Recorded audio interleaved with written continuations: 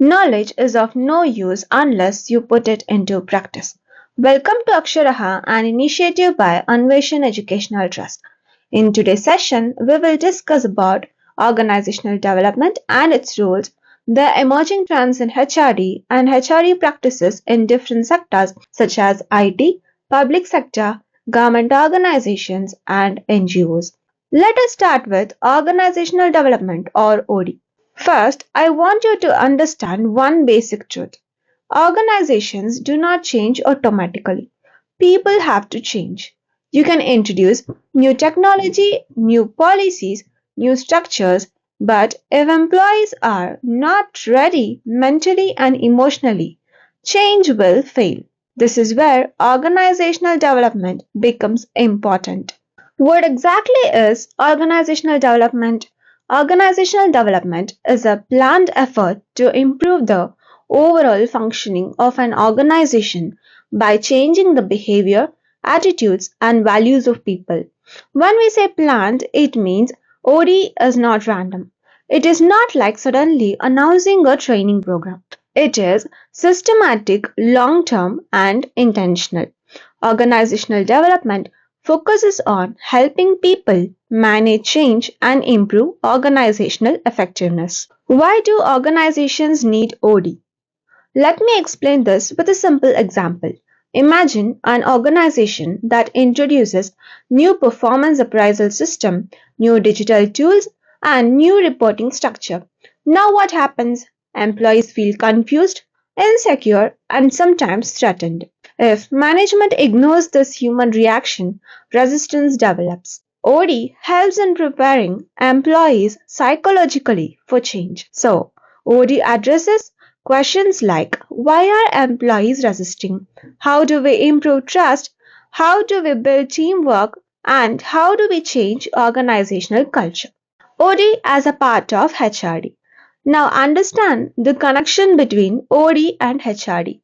HRD is concerned with developing people's capabilities through training, career development, performance management, and learning, whereas OD ensures that this development happens in a supportive organizational environment. In other words, HRD develops individuals and OD develops the organization so individuals can perform better.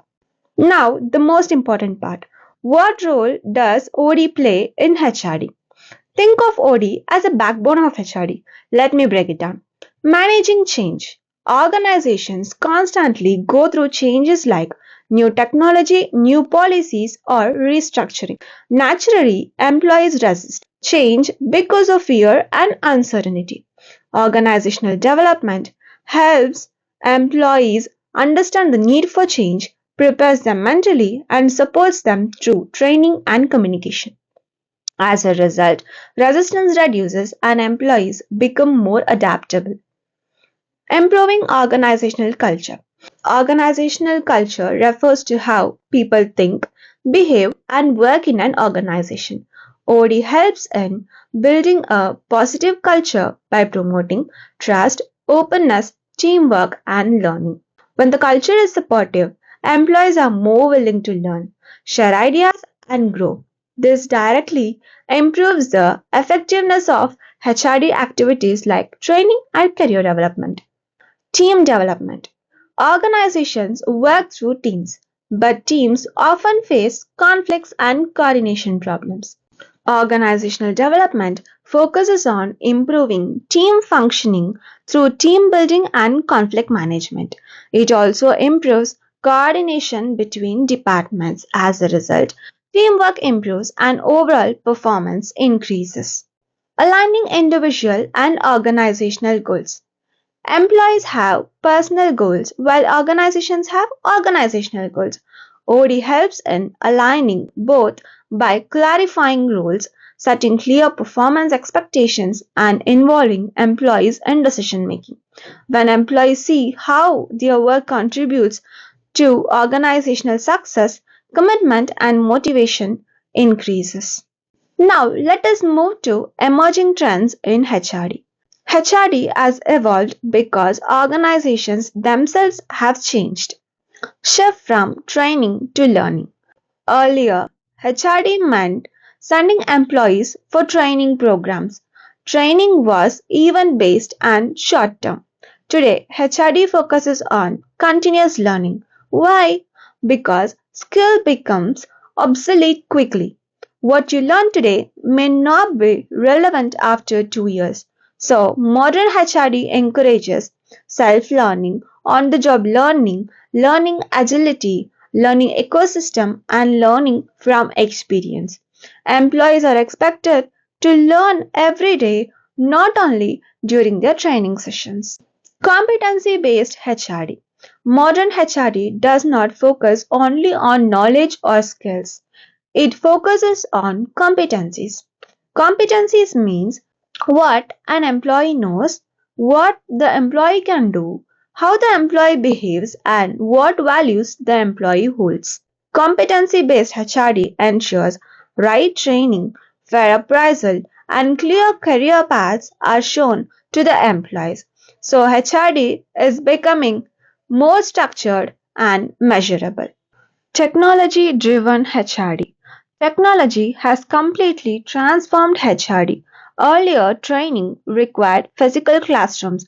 Now, learning happens through online platforms, virtual classrooms, and mobile learning. This makes HRD cost effective, flexible, and accessible. Knowledge management integration. HRD supports knowledge management by creating knowledge through learning, sharing knowledge among employees, and retaining knowledge within the organization. So, HRD is no longer only about training, it is about managing organizational knowledge. Focus on employee well being. Modern HRD also recognizes that performance depends on well-being.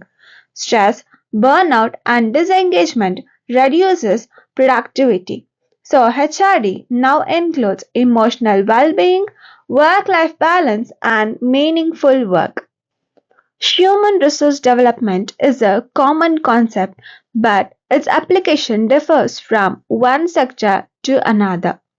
This is because each sector has different objectives, structures, and work environments, which influence how HRD practices are designed and implemented.